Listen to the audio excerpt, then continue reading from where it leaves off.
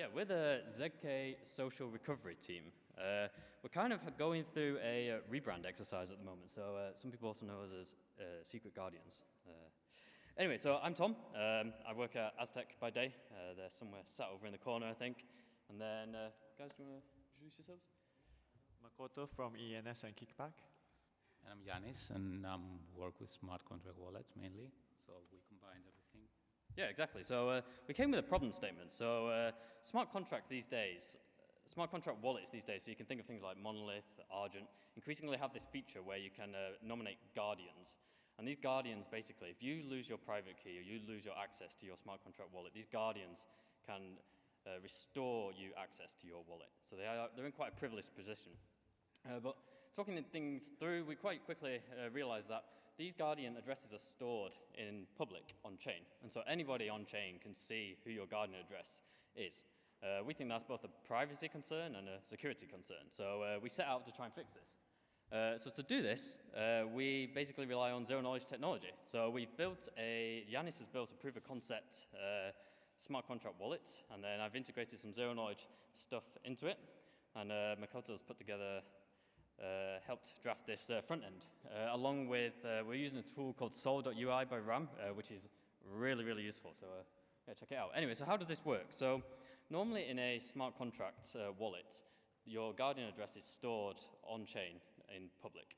Now, instead of doing that, we take the hash of this, and we store, when you add a guardian to your wallet, you store the hash of the address of the guardian on-chain, which means nobody else can work out what this maps to. And then, fundamentally, when a user is trying to get access back to their wallet, a guardian has to generate a zero-knowledge proof that they know the pre-image to this hash. Now, the only way that they're going to be able to have this proof satisfied is if they do, in fact, know the pre-image to this hash, which means that they are a valid guardian. So if we take you through what this looks like step by step. So the first thing we're going to do is we use Socrates to build some of the ZK Snark stuff that we need. Specifically, we're using a Snark called Groth16. So first of all, when you're using these sort of things, you have to do various steps, and you're going to see some like Matrix-esque stuff going on. So there's various steps going on here. When you're using ZK Snark, you have to do a trusted setup,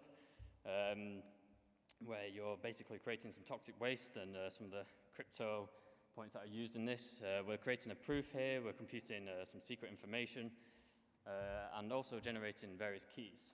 You'll see at some point a proof is going to get output from this. It looks like, I think there's 3 elliptic curve points, and you can see here at the bottom, so we get a proof out. So that's going to be our guardian's proof, eventually, that they know the pre-image to the hash that is stored on chain. So that's the local proof side of things. Now, this would happen on the client, locally, ideally in the browser, if you can get this working in the browser.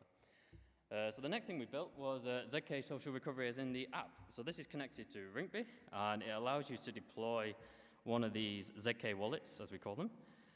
So click execute, MetaMask pops up, all standard stuff. So this is going to, first of all, deploy the wallet.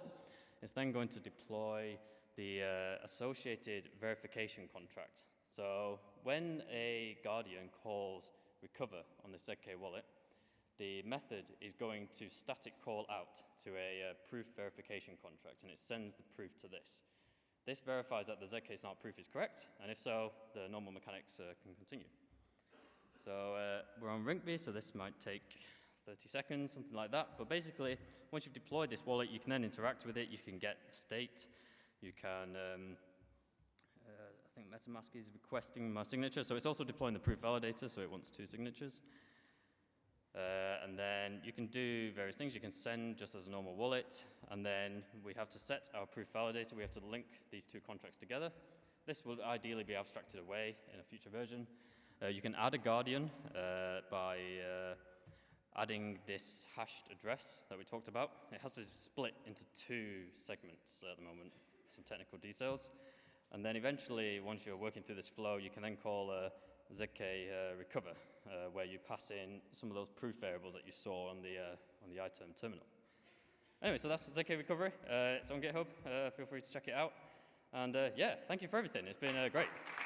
Cheers.